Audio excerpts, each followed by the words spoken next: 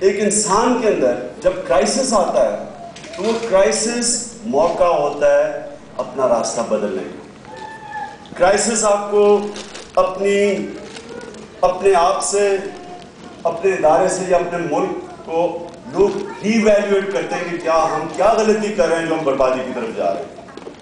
انسان بھی کئی دفعہ جب پرسنل کرائسس آتا ہے تو جس کو کہتے ہیں سول سرچنگ کرتا ہے، انسان اپنے اندر دیکھتا ہے کہ کیا وجہ ہے کہ میں آج اس مشکل میں پھنسا ہوا ہوں، اور اس میں سے جب وہ نکلتا ہے تو عموماً وہ زیادہ مضبوط ہو کے نکلتا ہے، یا پھر وہ بالکل نروس بریک ڈاؤن ہو جاتا ہے، یا پھر وہ نکلتا ہے تو ایک زیادہ تکڑا اور مضبوط انسان ہو کے نکلتا ہے. اسی طرح جب میں کرکٹ ٹیم کی آپ کو مثال دے دوں، کرکٹ ٹیم جب بری طرح پھینٹا کھاتی تھی یا ہارتی تھی تو کرکٹ ٹیم میں بھی پھر انالیسس ہوتا تھا، اور جو کامیاب ٹیمیں ہوتی تھیں وہ اپنی غلطیوں کا جائزہ لیتی تھی، اپنی ویکنیسز کی نشاندہی کرتی تھی، پھر محنت کر کے تو اپنی غلطیاں دور کر کے اور مضبوط ہو جاتی تھی ٹیم.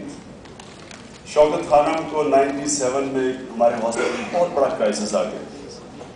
میں پہلا الیکشن ہار گیا، اور جو میرے مخالفین تھے انہوں نے الیکشن کیمپین، کیونکہ مجھے کچھ کہہ نہیں سکتے تھے، کینسر ہاسپٹل کے خلاف کیمپین شروع کر دی کہ یہاں کا پیسہ سارا الیکشن پہ خرچ ہو رہا ہے.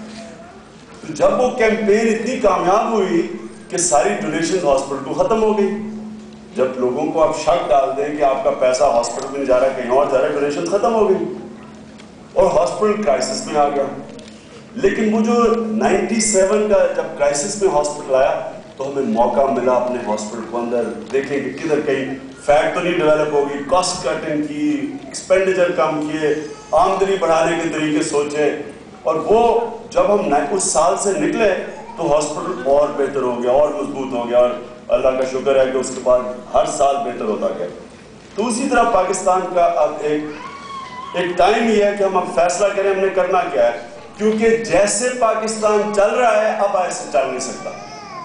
یہ اب لوگوں کو کلیئر ہو جانا چاہیے کہ ایسے پاکستان کا اب کوئی مستقبل نہیں ہے.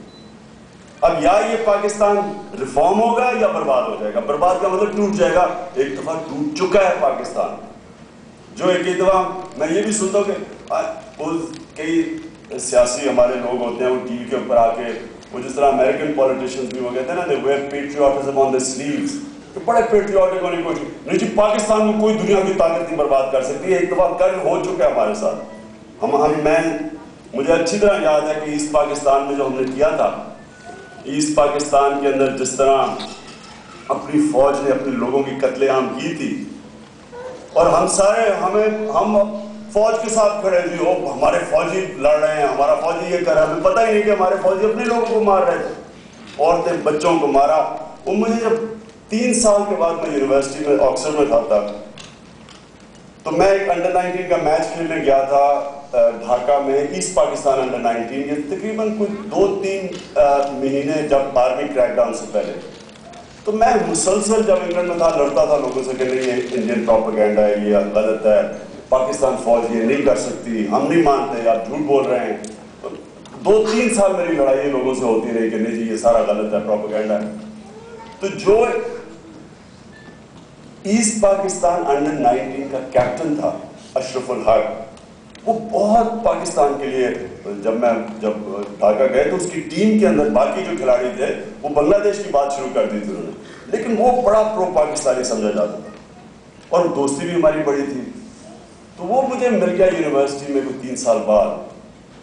اس سے میں ملا، میں نے کہا دیکھو یہ ایسی پروپیگنڈا چل رہی جو انڈین پروپیگنڈا، یہ پاکستانی فوجیوں نے بڑے لوگ مارے اور یہ ہو نہیں سکتا وغیرہ وغیرہ. تو اس نے جب مجھے باتیں بتائیں، وہ انسان جب اپنی زندگی میں پیچھے دیکھتے تو کئی چیزیں ہمیشہ یاد رہ جاتی ہیں جن کو ہم لینڈ مارکس کہتے ہیں. وہ میری زندگی مجھے کبھی نہیں بھولتا. 1974 تھا جو میری زندگی میں لینڈ مارک تھا، جب اشرف الحق نے مجھے بتایا کہ ہماری فوج نے بنگالی لوگوں سے کیا کیا. ایک گولی آتی تھی پوری کی پوری بستی اڑا دیتے تھے جس میں عورتیں بچے سارے مار دیتے تھے. چیک پوائنٹ کے اوپر کھڑے ہوئے ہوتے تھے، وہ بیچارہ باپ بیٹے